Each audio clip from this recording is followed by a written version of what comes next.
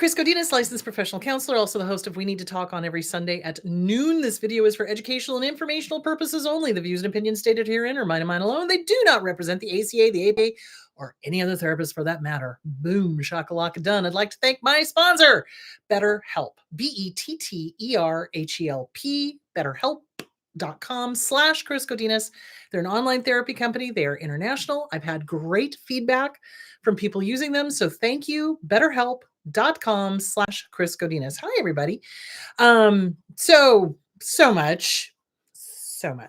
Current events. So over the weekend, there were 2 more shootings, one in Mississippi. Let me double check that. And one in North Carolina. So 4 people were killed and 20 more were injured in a shooting at a bar in South Carolina. And Mississippi school homecoming celebrations turned deadly as 8 people are killed in separate shootings. I am so tired of reading those headlines every single week. And it's like nobody cares. And violence has become, what's the word I'm looking for? Normalized. And I don't think it should be. And that is dangerous. The other thing I'd like to point out is that the government is claiming that we are having these hellholes in Portland. Bull tinky. I'm sorry, but if you got a bunch of a chicken and frogs standing up to protest, I don't think that's a hellhole. I think that's just Portland keeping it weird. So anyway, they're trying to normalize it. Trump wants martial law. Period. If you have read the manifesto of Project 2025 and the Heritage Foundation, he wants martial law so he can inflict this worldview onto the rest of this country. And I'll tell you something, our founding fathers would be mortified if they could see what's going on, and they would not be happy about it. Not that they were perfect. They were not. I'll be the first to admit that. But they certainly would not approve of the way that this orange jackass is shredding the Constitution. And if you'd like to go back and learn about the first 10 amendments, which are our Bill of Rights, go back to the videos that I did earlier this year on how our Bill of Rights is being decimated. So that quite nicely leads me into depressed, anxious, politics got you down? Well, there's a reason. So I just got back from the conference in Anaheim, the psychologist conference in Anaheim. And it was fantastic. It was so much fun. I love going to those conferences because they have speakers there. It was all about trauma. A lot of the speakers were really good. Some of them I was like, oh, you've never experienced this, have you? So, you get your hit and your miss. But there were some things that they talked about that I really want to investigate more and that I would like to be able to educate you on. So much to talk about. Not sure where to start. So first of all, I want to just kind of promote some of the books that I saw while I was at the conference. The first one was Adult Children of Emotionally Immature Parents. And Lindsay Gibson is the author of that book. She's written a whole series and it's wonderful. And it basically describes what it's like to be raised by a disordered, dysfunctional parent that is emotionally immature and why we get all of this non-permission to be, non-permission to have emotions, non-permission to fill in the blank. And yes, this ties into what I'm going to be talking about, the depression and the anxiety regarding politics. So when we have a parent that is disordered, that is malignant, borderline, malignant narcissist, they only allow us a very small range of emotions to have, and it's the ones that they are okay with. The rest of our emotions are supposed to support them. That's basically what it is. So her speech was very empowering and wonderful, and I loved her book because it described in simple terms for people who are not clinicians what it's like to be raised by a narcissist or a borderline that is malignant and not getting help and not working on themselves. And of course, narcissists never change anyway. So anyway, I strongly encourage you, whether you're further down on your journey or whether you're just beginning your journey of understanding, holy crap, my parents were narcissists, my parents were abusive, whatever, go get that book. It's going to help a lot. And what I find very interesting is that the only people that are criticizing that book are probably disordered themselves And they're like, "Oh, well, this isn't an official diagnosis." Well, it's not meant to be. It's not meant to be an official diagnosis. It's meant to help the layperson, the average Joe that's not spending their entire waking life studying psychology, to understand what's happened to them. So I strongly recommend Lindsay Gibson's books, The Emotionally Immature Parent, healing from the adult children of emotionally immature parents, healing. I mean, there's all sorts. She's done tons of books, and so it was very affirming, and it was very like, great, I've got something I can hand to my clients to go, read this, this is going to help you understand. So there it is.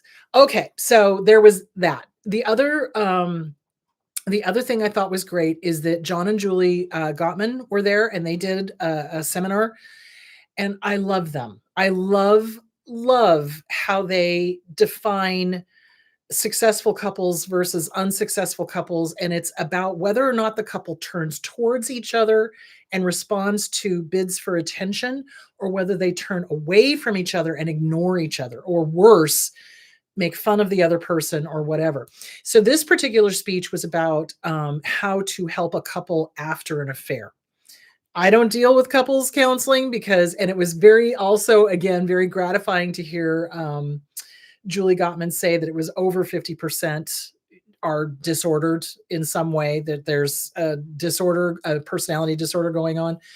And she was very good about saying, if there is no remorse, like if the partner who did the cheating has no remorse, or the partner who did the hurting in any way, whether it was cheating or not, if there's no remorse and they're unwilling to accept responsibility for their part of whatever happened, therapy is to end immediately, and you need to figure out whether you want to stay in this relationship or not, because there's no space. There's no space. When somebody's a narcissist, they do not accept responsibility for anything ever that they've ever done. They are blameless as far as they are concerned, and they will flip the script and become the victim.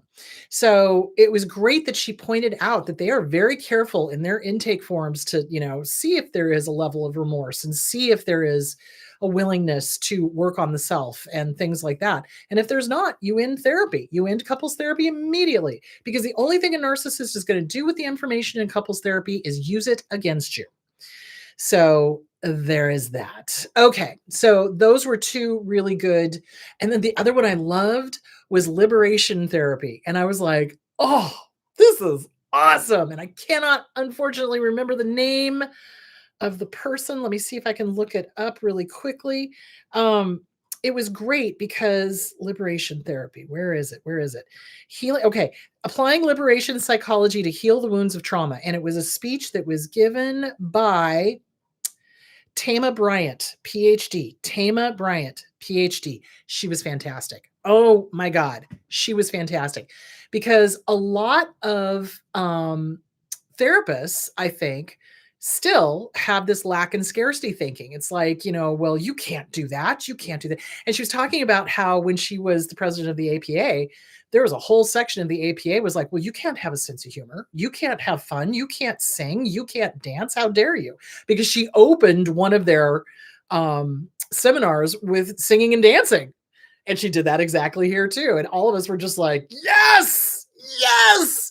So it was great because she was like, the power lies in the relationship between the client and the therapist. And it also lies in the therapist being their authentic self. And I hate when I get BS from some therapist who doesn't know their a-hole from a hole in the ground going, clutching their pearls. You can't be expressive. You can't swear. You can't. Now I can't swear because I have sponsors. Wish they'd figure that out. Anyway, clutching their pearls going, oh, you can't swear. You can't do this. You can't do that. You can't. Boy, I'd love to know what your childhood was like, because it sure sounds pretty oppressive. Thanks for playing. It just is amazing to me. And it's funny to me to see the research that shows that when there is a good therapeutic relationship and the therapist is their authentic self, a lot of growth and a lot of healing takes place, because it gives permission for them to be their authentic self. So that leads into today's topic, which is depressed, anxious, politics got you down. Well, there's a reason. So narcissists, and let's be clear, I'm just going to call it out. Donald Trump is a malignant narcissist. He is a dark triad. He is all over the Epstein files. Otherwise, those files would have been released. And by the way, release the Epstein files.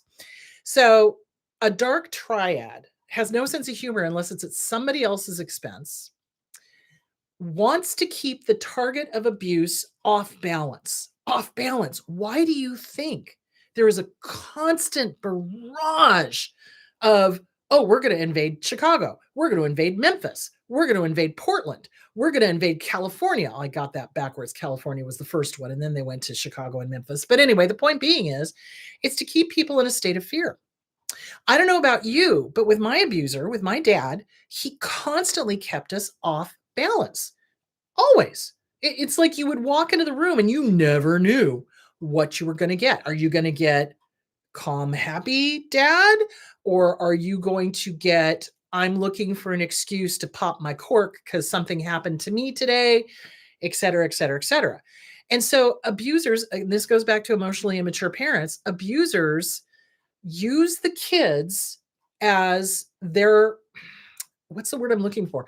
Pressure valve, their comfort point, whatever. So they take out on the kids whatever's going on with them. A normal, healthy adult parent or a normal, healthy adult politician does not do that. They want the country calm. I'll tell you what, I miss the days when I did not pay attention to politics. I do, because things just ran. You knew the country was in the hands of adults. You didn't have to worry about it. You didn't have to contact your senators on a daily basis. I have a more conversation with Senator Kelly and Senator Gallego than I do with my entire family. Seriously, because my entire family is running smoothly and I don't have to keep watch on them. Anyway, the point being is abusers want us dead. They do. They want us in a state of constant uproar. They want us in a state of feeling like there's nothing we can do, that we are the victim, that we can't do anything, that we're the identified problem and they're going to get us. That's what the government is doing.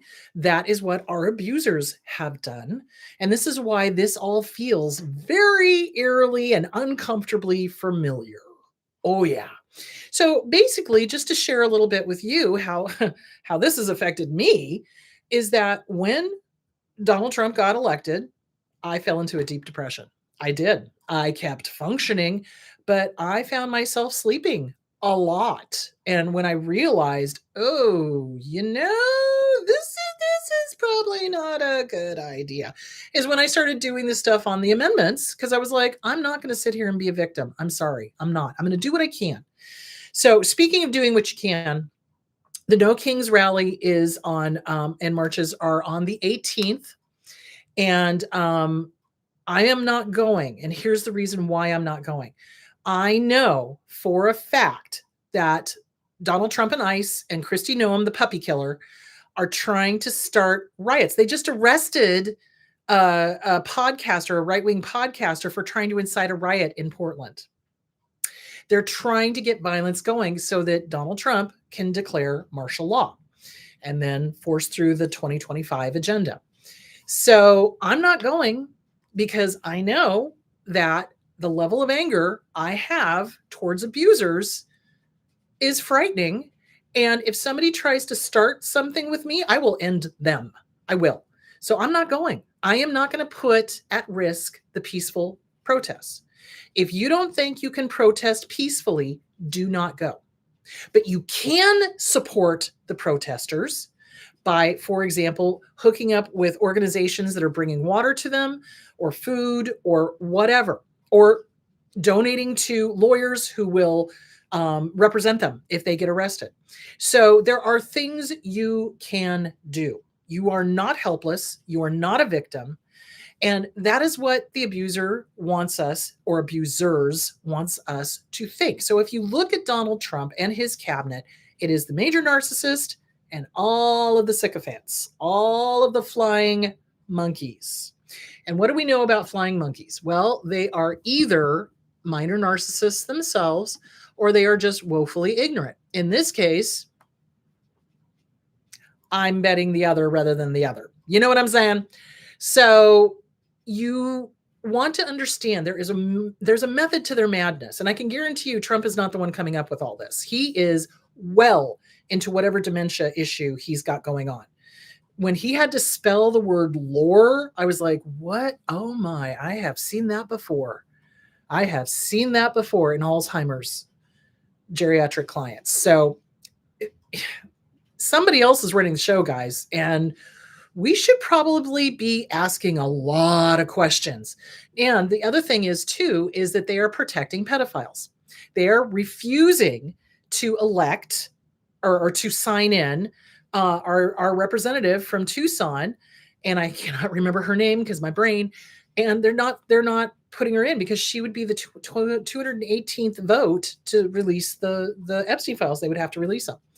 So Speaker of the House is making sure that's not happening. He's not doing his job. This is on purpose. This is on purpose. It is to keep people terrified. It is to keep people unsure. It is to keep people unbalanced and depressed and feeling helpless and anxious and everything else. When I was living in my father's house, he basically did the same thing. Not that he was preventing people from becoming Congress people, but he was keeping us off balance. One day he'd be nice. One second he'd be nice. The next he'd be raging and hitting. One time he'd be, okay to be with, then he'd be, angry or whatever. For him, it was always anger. It was never any other emotion. Anger was the only emotion he allowed himself to access. So this whole going on this punishment ride, this whole going on this, I'm going to show you, I'm going to fix your wagons. Every single narcissistic parent that I've had to deal with, both personally and professionally, has had that, I'm going to get you. I'm going to fix your wagon. I'm going to go after anyone who I think slighted me. Never ends well for them. They don't know that, but it never ends well for them. So, but they want us to think that they have the power to harm us, to take away our rights, to destroy this country, et cetera, et cetera, et cetera. So in the personal realm, they want us to think that we can't escape them. They want us to think that we can't defeat them. They want us to think that we are always going to be harmed, hurt, put down, depressed, anxious, et cetera. They want that because it serves their purpose. A depressed person, an anxious person and a fearful person is a more easily manipulated person. That goes professionally, like politicians doing it to the country. And that goes personally with parents doing it to their kids, or a lover doing it to their spouse, or whatever. They're not lovers, they're just actors. Anyway, the point being, it's intentional. Narcissists want to keep their target of abuse absolutely unbalanced. So, what is the cure for us for all of this? Well, basically, what I did is I made a choice. And it was back in, I don't know, January, February, when I started the whole, Bill of Rights speeches before my show. I decided, it was like, no, I'm not going to be, I did that for 17 years in my father's house, and I'll be goddamned if I'm going to do it now. So I decided I will do something. So I've been writing my congressman, my representative, who's Andy Biggs, does no good, but I'm doing it anyway. And I'm letting him know, not okay with this. We the people are not okay with this. And here's what I'm not okay with. And here's what I'm seeing. Here's the dementia I'm seeing. Here's the inappropriate behavior I'm seeing. Here's what happens when you're dealing with a malignant narcissist. I have called out every single thing that this jackass has done before it happened to my representatives, to my congressman. So that's what you do. You got to get ahead of it. You got to call it out, and then you have to do something about it. So that's, I think, where the leadership is failing, is that they're not demanding a psych eval done, independent psych eval be done on this guy. He's not the one that's in charge of the country. And there's been several times throughout our history when that happened. And I wish I didn't have time to research this because I flew in last night. But in the early 20th century, one of our presidents had a stroke, and his wife was the one that was running the country. That's not okay. She wasn't elected. So we really need to be asking, who's running the country? So anyway, the point being is, they want us depressed. They want us to the point where we are cocooning, like I was doing, and feeling hopeless and feeling helpless. They want us to feel awful and victimized. Woodrow Wilson. Thank you. Oh, thank you, John. So Woodrow Wilson had a stroke and his wife literally ran the country. Not okay. You should research it. Look this stuff up. I love history because history informs us as what could happen. And there's a speech by or a saying by Satiana, those who do not study history are doomed to repeat the mistakes of the past. And that's exactly what's happening. People are not recognizing this is fascism. This is absolute fascism. And it is fascism on a personal level when we are being victimized by a narcissist. That's fascistic behavior. So, what happens to kids who are, um, happens to kids that are raised by a narcissist and they are unhealed? Well, they side with the aggressor. That's a natural response. So, if you're sitting there going, how could people have voted for this? How could people have gone for this? How could people look to see whether they're healed or not? People who have worked on themselves recognize this stuff and are like, oh, hell no, I'm not siding with you, Hitler. So anyway, there is that.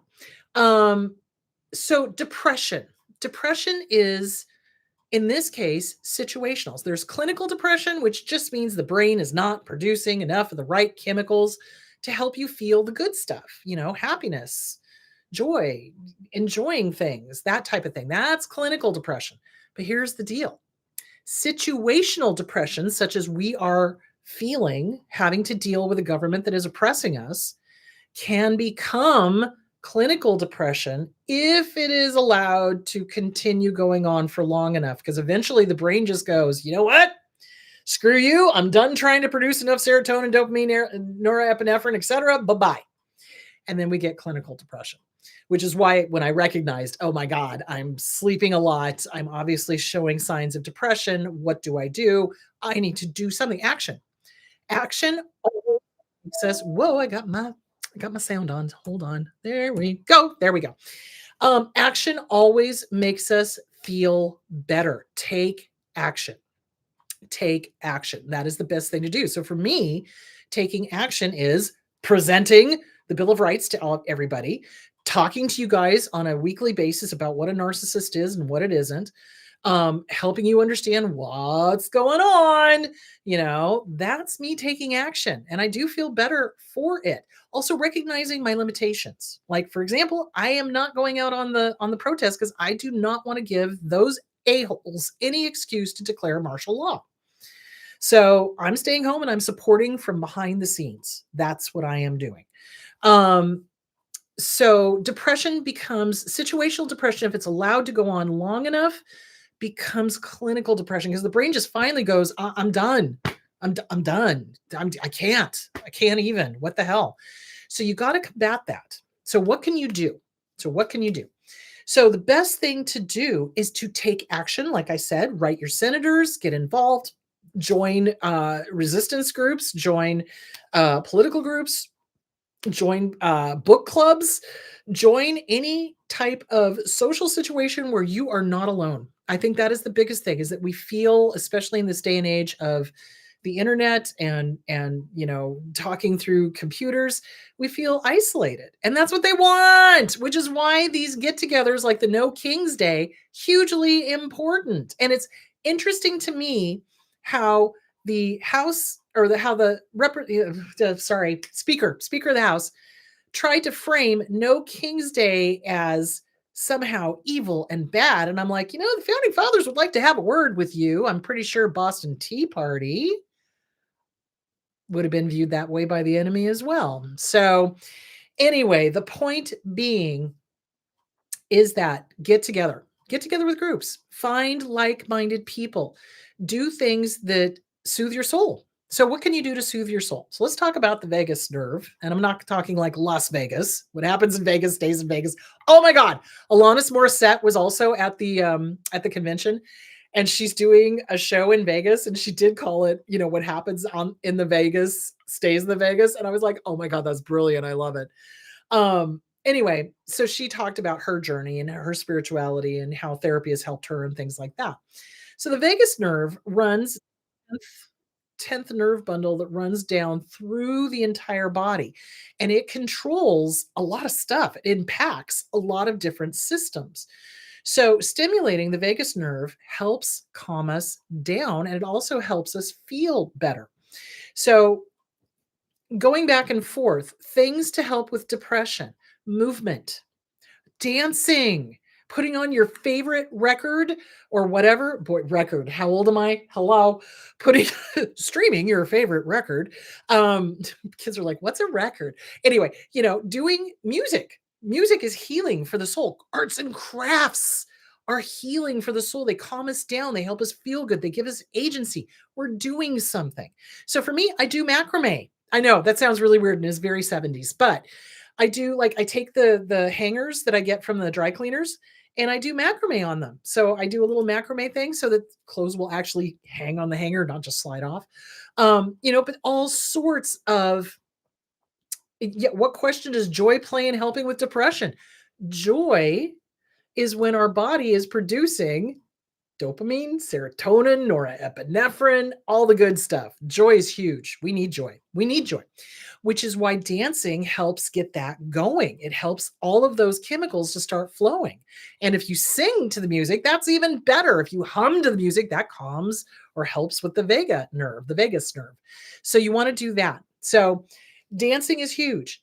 Arts and crafts, huge. That helps do focus, mindfulness. So when your brain starts going, oh my god, oh my god, oh my god, you can be like, okay, and now I'm doing crocheting and I need to do that. And I don't know anything about crocheting. I always wanted to learn though. That might be something to take up. Anyway, or when you're doing macrame, it's like, okay, I'm doing this knot and I'm doing this side now, and I'm gonna do 4 on this side, and I'm gonna do 4 on that side, but over here I'm gonna do 8 on this side and 8 on that side.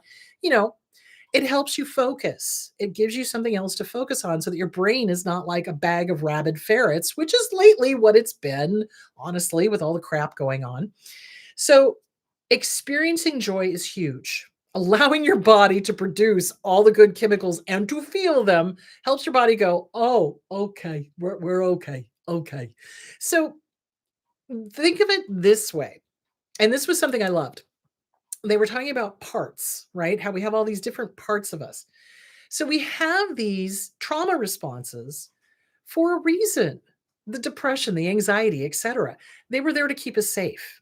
Depression, if we made ourselves as small as possible, if we slept all day, if we stayed away, my sisters and I talked about this. It's like we used to stay up until 3 o'clock in the morning because that was the only time it was quiet. And our abuser wasn't around. They were sleeping. And so we could watch whatever TV show we wanted and we could read whatever book we wanted. And it was quiet and it was peaceful, right? And then we would sleep all day. Well, pretty soon, my abuser, my dad, had a fit about that. How dare you? I want you up at the crack of dawn and I want you doing this and I want you doing. He couldn't allow us to have our own peace. And that's what the government's doing. They're trying to take our peace away from us so that we have no agency, so that we're unable to function, so that we're in a constant state of uproar. That's what abusers understand. Abusers understand chaos. They cannot understand peace and quiet. They can't. So, for example, this morning, I was out on the couch with my husband and my dogs. And unfortunately, poor Moana, it's been thundering and lightning here. It's been raining cats and dogs. And she hates the thunder. We had to give her some trazodone to calm her down because she was just shaking, shaking, shaking. But I was on the couch with the dogs and I was petting Lucky. And I was like, this is my idea of heaven. Sitting in my living room with my dogs, just petting Lucky, talking to my husband, drinking a cup of coffee. This is heaven. Narcissists can't stand that. If something is peaceful and quiet, they will ruin it. I can't tell you the number of times that my dad would ruin a family dinner or a family get together, or when it was fun, when things were fun, or even when things were calm and quiet. Like if I was sitting on the couch reading a book, he would interrupt me and he would demand I go out and pick up sticks. Crazy. Yeah, he just couldn't stand it that somebody was sitting peacefully and enjoying themselves. And that's where we get that sense of it's not okay because of what the emotionally immature parent does and tells us. Oh, it's not okay to be quiet. Oh, it's not okay to be peaceful. Oh, it's not okay to. That's what they're doing. And there's a reason. It may not be a conscious thought in their head, but they know that if they keep us sleep deprived, if they keep us without being able to have our own agency or our own time alone or privacy or anything like that, that we are going to be in a constant state of uproar and therefore more easily manipulated. That is their whole goal. So dancing, moving your body. What I love is hula. I love Hawaii. I'm trying to learn on Duolingo. I'm trying to learn Hawaiian because I think it's a beautiful language and I really really I love that place and I want to learn as much about it as I possibly can. I'm also very interested in learning more about the historic culture of it, like the shamanic and how they healed things, what they did for mental health, what they did for their people. That kind of thing. And that's something that the liberation psychology talks about is like every culture had a way of dealing with the marginalized. And it's interesting to think about that. Mental health issues were often punished with death in Judeo Christian, medieval times kind of thing. So, anyway, sorry, I'm all over the place. Sorry. So, dancing is huge. Moving your body, doing hula, or just putting on a great album and just dancing, moving, that gets the juices flowing. Singing with your favorite record, humming. So let's talk about anxiety for a moment. So panic attacks is when we hold our breath.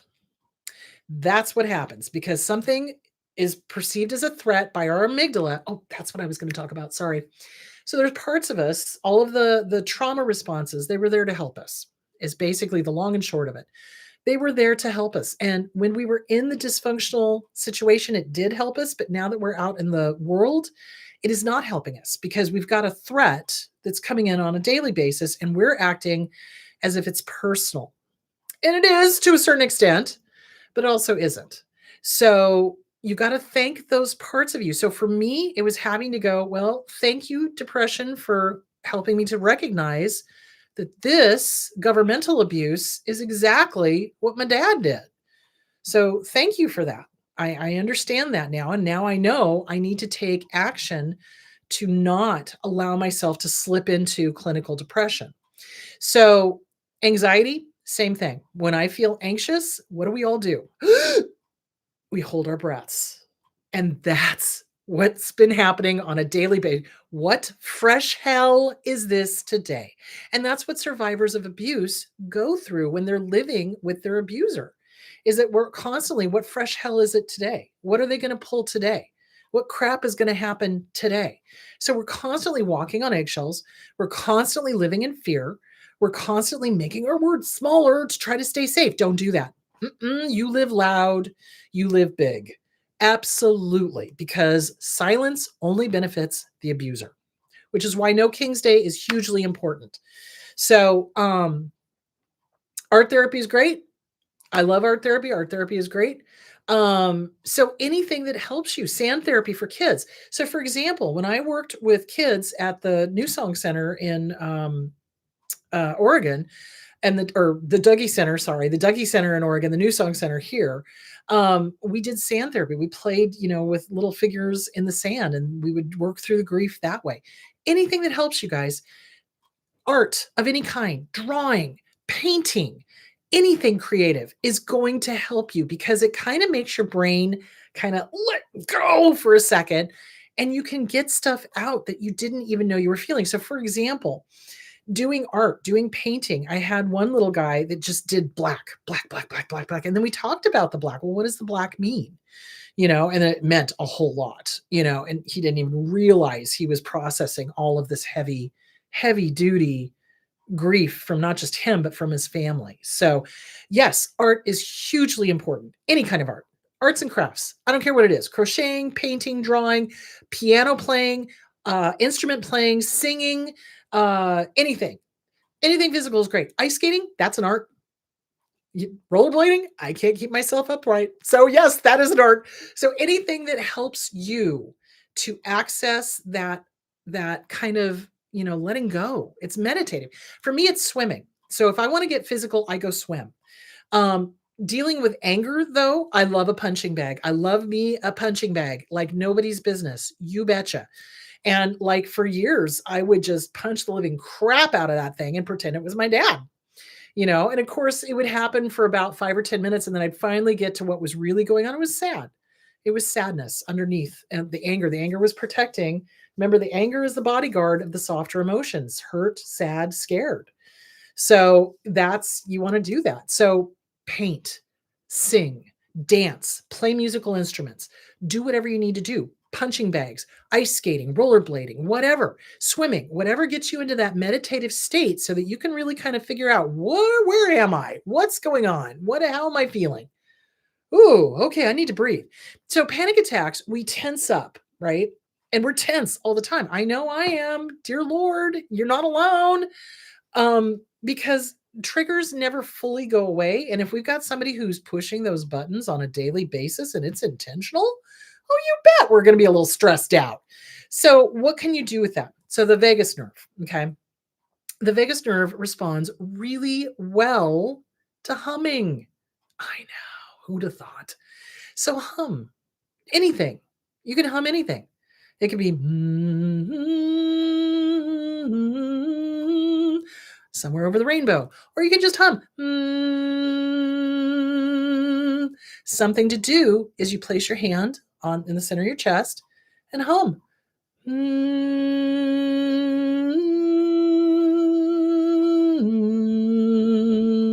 you play with different tones. Boy, I feel relaxed now. So it really does help to hum. So let me talk a little bit more about the vagus nerve. And let me get rid of these things because everything's popping up. Okay. So Power of Humming. So this is on Psychology Today.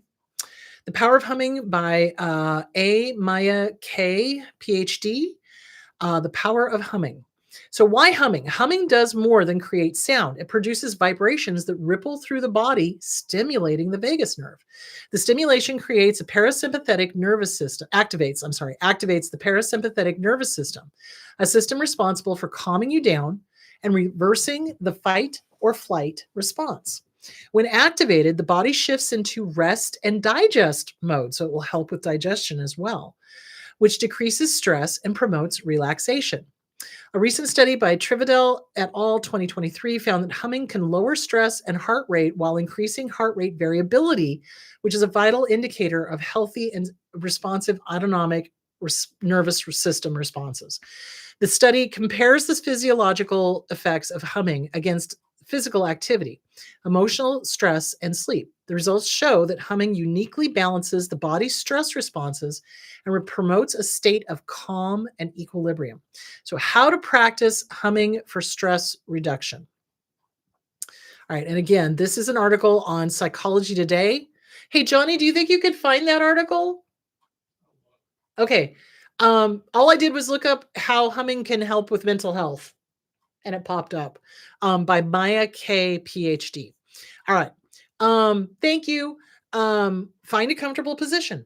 Sit with your back straight and your shoulders relaxed, not up by your ears. You can practice the exercise anywhere, at your desk or on a park bench or from the comfort of your home. Close your eyes. Take a few deep breaths in through the nose, out through the mouth. Begin humming when you're ready. I like to do 3 breaths. And on this one, we're going to hum.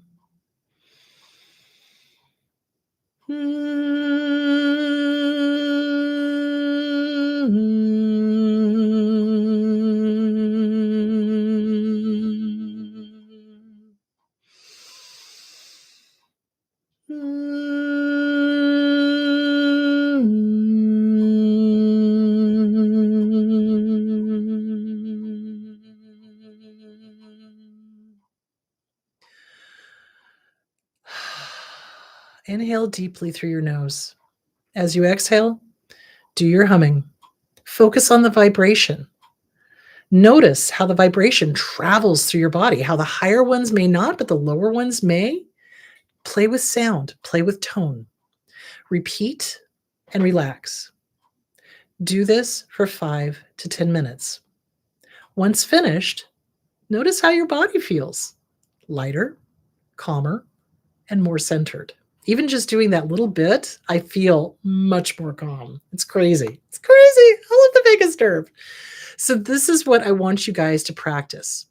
I want you to try it out. I want you to do it for a week. And the next week, tell me if it worked. Tell me if you liked it. Tell me if it helped. Notice shifts in your mood, your attention, your stress level, and figure out how you can incorporate humming into your daily routine or mindfulness practice. When you're stressed out at work, there's no better time to do it than when you're stressed out. Ah, that was a lovely little relaxation. So, next, we're going to move on to singing. So, singing is a great way for us to remind ourselves of who we are. And this is something that Tama did in her presentation on liberation therapy. Is that she came up with this song about, I hear my voice roar, I hear my voice roar. And I was like, ooh, we could do this with any positive affirmation. So, for example, you're standing in front of the mirror, or you're not standing in front of the mirror. You're just singing to yourself. I wake up in the morning and I feel my power. Wake up in the morning and I feel my power. Wake up in the morning and I feel my love. Wake up in the morning and I feel my love. Wake up in the morning and I send out love. Wake up in the morning and I send out love. Wake up in the morning and I let in love. Wake up in the morning and I let in love. You can also just hum it.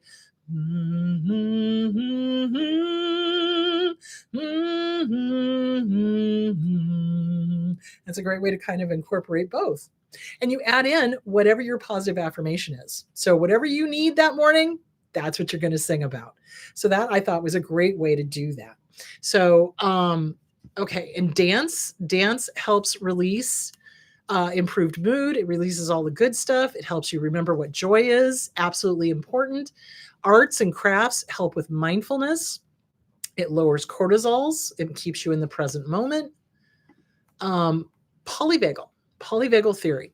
So it is the largest nerve in our body. It plays a vital role, and it's really important to take care of it. It's really important to acknowledge our body in all of its parts. I really think that we as trauma survivors have been disconnected from our bodies, either shamed like, oh, you can't feel your body, you can't whatever. But I think it's time to really start reconnecting with our bodies. Our bodies are amazing. And in the self-esteem workbook, there's a whole section on appreciating your body, loving your body. And I think working with the vagus nerve is a part of that. That is a huge way to calm down. So when you're feeling stressed, when you're feeling anxious, when you're feeling, crazy, you just take a deep breath and, or you can do the song, and notice where the different tones you feel them in your body. The lower ones I feel resonating in my chest. The upper ones I feel more in my sinuses, which is weird. So, but have fun with it. That is the big thing. Having fun. So something that abusers love to take away from us is our joy, our fun, our sense of fun. They do not have a sense of humor unless it is making fun of somebody else. So do things that bring you joy. Do things that make you laugh. Go to a comedy club. John and I have finally found this comedy club here in Gilbert. And so we go to it, and it's great. And I love to laugh. And most of the comedians are great. So go to fun things. Go find your joy. Abusers want us living in terror. They want us anxious. They want us paralyzed. They want us fight, flight, freeze, or fawn. They want us to freeze. They want us to fawn. They want us to, side with the aggressor. No, don't do it. Find your own power. You got it. You guys, we have survived our own personal little dictator. We did. When we were living with the abuser, they were the dictator of our lives. They were. My dad dictated whether it was going to be a good day or a bad day. And it was very often a bad day. So they don't get to do that. I am not handing my power over to that. No way. Now, does that mean I'm not going to be angry? Bull tinky. I am plenty angry, which is why I am not going to the protest, because I don't trust that I won't throat punch one of those Nazis. So, anger. What do you do with the anger? Anger is our friend, guys.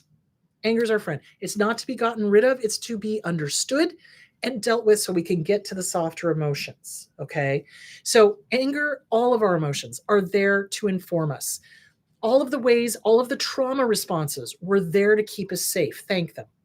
Doesn't mean you have to do them, doesn't mean you have to like them. It just is like, this is not something to be gotten rid of. This is something to understand. This is, this kept me safe when I was, a teenager, but it doesn't work now, you know? So thank you for trying to keep me safe. I appreciate that you're showing me that this is dangerous, and I'm going to choose a different way of dealing with it. Hold, please. Do you see how much better that is? And you feel better. So do things that will support you and not make you small. Most of our trauma responses try to make us small because we're trying to stay safe. We're trying to get away from the abuser and we're trying to stay safe. Unfortunately, in this climate, it's the opposite is going to keep us safe, is we have to show up. We have to be loud, and we have to not allow some other abuser to abuse us. Not okay on any level. So there is that. So dealt with the anxiety, dealt with the depression. Okay. I feel, for me personally, that I need to stay informed. So it's kind of like one of those, I need to know what's going on so I know what to do kind of thing. And that's always kept me safe. But if we overdo that, we're going to drive ourselves crazy. So I only allow myself to look at the news either middle of the day sometime or first thing in the morning, and that's it.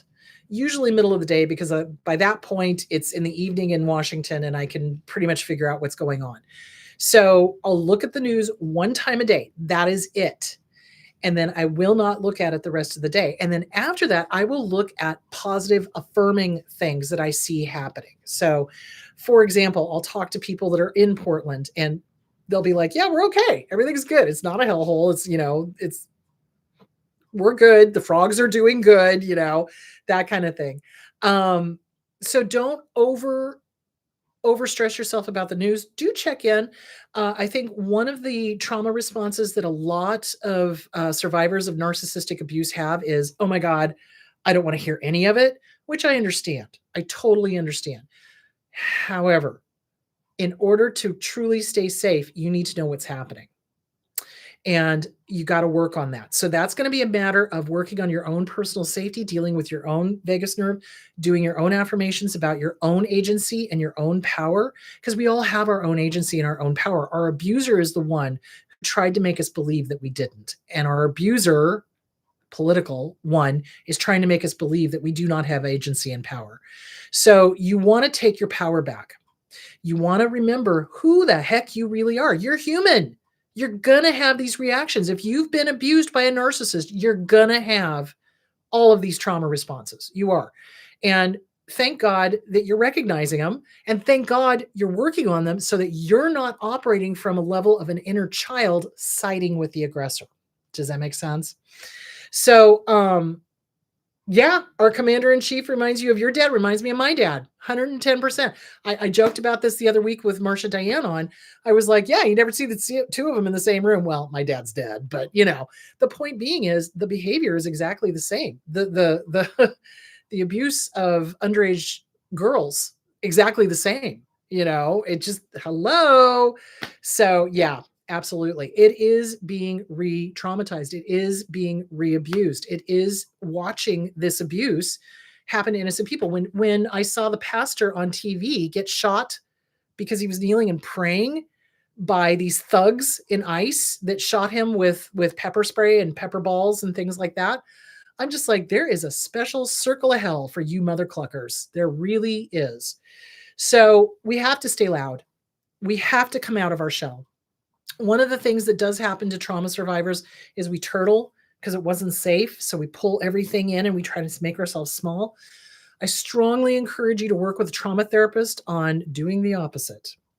because the only way that abuse is ever going to stop is if you keep screaming about it loudly and do things about it, like protesting if you are able, and you will not incite violence. If you're going to incite violence, stay home.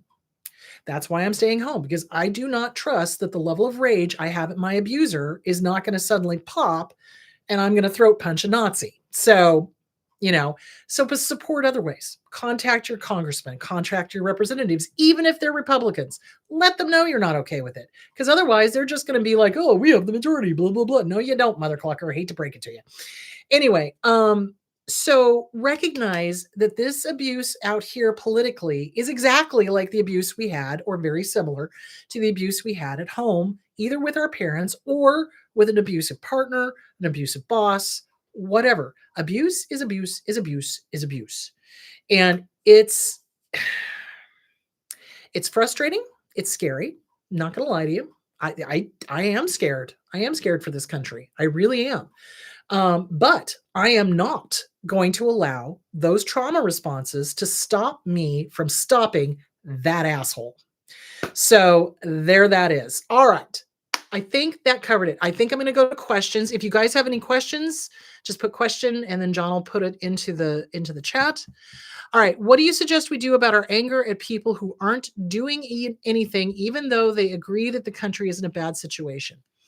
So this is a really hard one, because I feel I feel that. Some of my friends from high school that I love dearly are just putting their heads in the sand. And then you have to take a look at their personal history. So a lot of the people who are agreeing that things are not going well but are unwilling to show up, to speak up, are terrified of being seen. Why? Because when we are seen by our abuser, what happens? We get the living crap beaten out of us. I know I did. So every time I stood up to my dad, every time I was just my authentic self. I mean, there's a story that's in my book. I don't know where my book is. Good God, I need to clean my desk. Anyway, I know. So I wrote a book called What's Wrong with Your Dad? And I tell a story in there where I was just being happy because I was going to San Francisco, which was my favorite city. Oh my God, San Francisco. There's, cool people and hippies and, oh wow, I can't wait. And I was excited. And he reached over and he just backhanded me. Why? And of course, then I broke into a million tears because here I was. Oh, geez, I'm going to tear up on this. Here I was having a happy moment. And this son of a bitch decided that he didn't like it because he couldn't feel it. Of course, I didn't know that at the time. I was 5, that he couldn't feel it. So he was going to stop me from having a happy moment. And he did. So we learn very quickly that if we show up as our authentic selves, that we're going to get smacked. And all I can say is, mother clucker, you try to smack me and I will end you. I will not.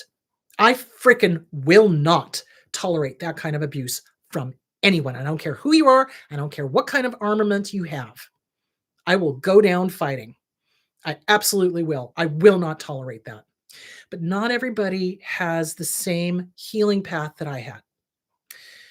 Some have not gotten the help that they need to show up because they're terrified, because it was a lot. So yes, it's normal to have anger at that. It is frustrating, but then you also have to have compassion. Where are they in their journey? Have they had the kind of therapy that, I have? Probably not. Have they done the work? Have they? And that's not like a damnation of them for not doing the work. It's just an indication of how scared they are to do the work. So compassion is what's needed. And you let them know gently. It's like, you got to show up because they're going to come for you whether you show up or not. And that's the big scary thing, is if we don't show up, they're going to come for you anyway. Eventually they will. If you read that poem, first they came for the Romas, the gypsies, then they came for the homosexuals, then they came for the Jews, and then when they came for me.